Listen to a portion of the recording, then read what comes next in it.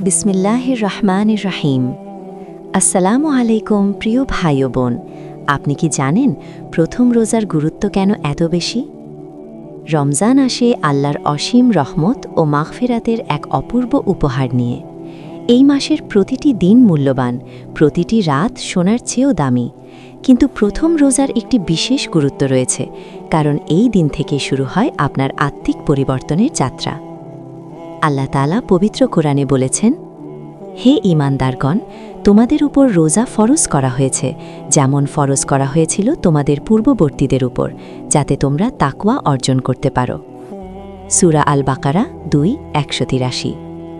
রাসূলুল্লাহ সাল্লাল্লাহু আলাইহি ওয়াসাল্লাম বলেছেন, যে ব্যক্তি ঈমানের সাথে ও সাওয়াবের আশায় রমজানের রোজা রাখবে, তার পূর্বের সমস্ত গুনাহ মাফ করে দেওয়া হবে। সহিহ বুখারী ও মুসলিম। এই হাদিস থেকে স্পষ্ট, রোজার মাধ্যমে পুরো জীবনের গুনাহ মাফ হতে পারে, কিন্তু এর জন্য প্রয়োজন সঠিক নিয়াত, সঠিক আমল ও সঠিক বোঝাপড়া। আজকের এই লেখায় আমরা জানব প্রথম রোজায় কি করবেন, কি করবেন না, এবং কোন কোন আমল আপনার রোজাকে সত্যিকারের কবুল করার উপযোগী করে তুলবে। প্রথম অধ্যায়, রোজার আগের রাত প্রস্তুতির সময়। 1. খাঁটি নিয়াত ও তওবা করুন। রোজার সবচেয়ে গুরুত্বপূর্ণ ভিত্তি হল নিয়াত। নিয়াত মানে শুধু মুখে বলা নয়, অন্তর থেকে সংকল্প করা। রাসূলুল্লাহ সাল্লাল্লাহু আলাইহি ওয়াসাল্লাম বলেছেন, নিশ্চয়ই আমলসমূহ নিয়াতের উপর নির্ভরশীল। সহিহ বুখারী। প্রথম রোজার আগের রাতে, অর্থাৎ আজ রাতেই একটু একাকী বসুন।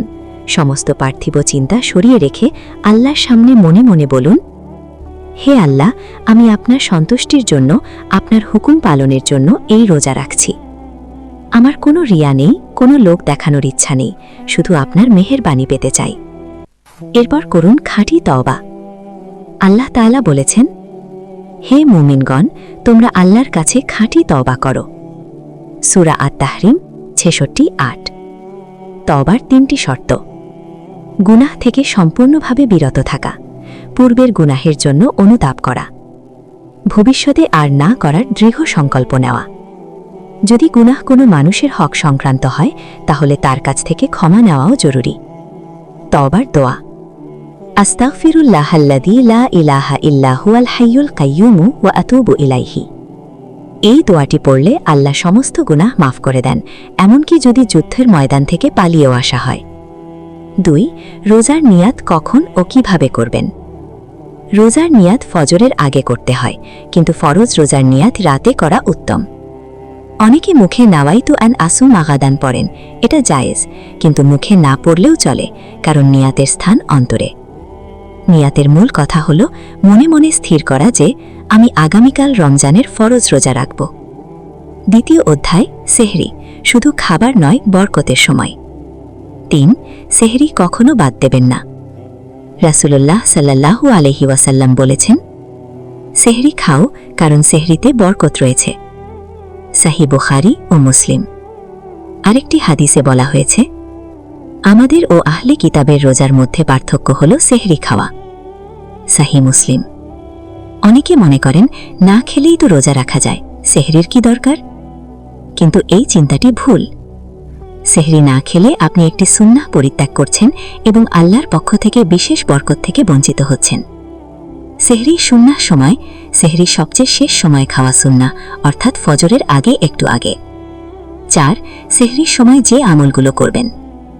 সেহরির সময় শুধু পেট ভরানোর মুহূর্ত নয়, এই সময় আল্লাহ তাআলা প্রথম আসমানে নেমে আসেন এবং বান্দার দোয়া কবুল করেন। আল্লাহ তাআলা বলেছেন, আর শেষ রাতে তারা ক্ষমা প্রার্থনা করত। সূরা আয-যারিয়াত 51-18। সেহরির সময় যা করবেন। ক.